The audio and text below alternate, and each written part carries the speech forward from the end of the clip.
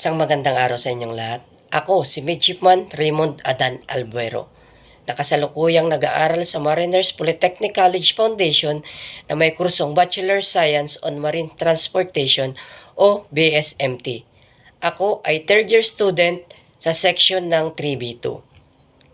Bakit ko nga ba pinili ang BSMT? Pinili ko ang BSMT dahil ito ay ang aking pangarap at pangarap ng aking mga magulang para sa akin. Kasi sila ay naniniwala na ito ay aking magiging susi para sa aking magandang kinabukasan. Pangalawa, kaya ko pinili ang BSMT dahil ito ay may magandang sahod kumpara dito sa atin sa Pilipinas sa normal na manggagawa. Pangatlo, syempre, makakapag-travel ka sa iba't ibang bansa na wala kang babayarang pamasahe, accommodation, at may enjoy mo pa sapagkat bilang isang seaman, mapupuntahan mo ang iyong mga pinapangarap na lugar. And lastly, syempre bilang isang seaman, gusto mong may maipundar ka para sa iyong pamilya, para sa kanilang ikasasaya at ikabubuti ng kanilang buhay. In 5 years, ano kaya ang kalagayan ko bilang isang marinero?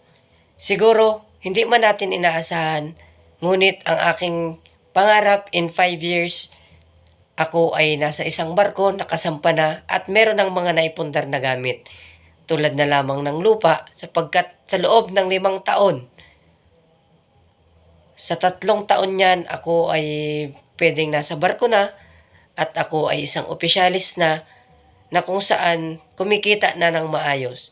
At siguro, in 5 years, nabigyan ko na din ng magandang buhay ang aking pamilya.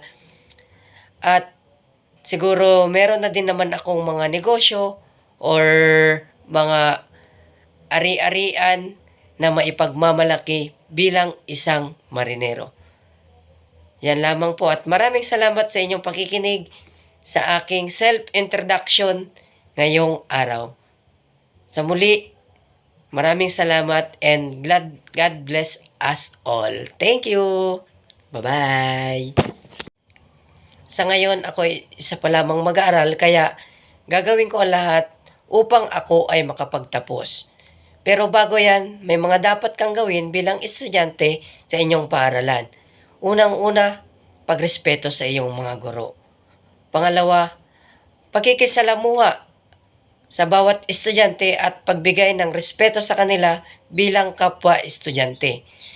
At pangatlo, makipaglahok sa lahat ng mga gawain sa paaralan, sa loob man ng classroom o sa labas upang tayo ay may maiambag sa pag-unlad ng ating paaralan.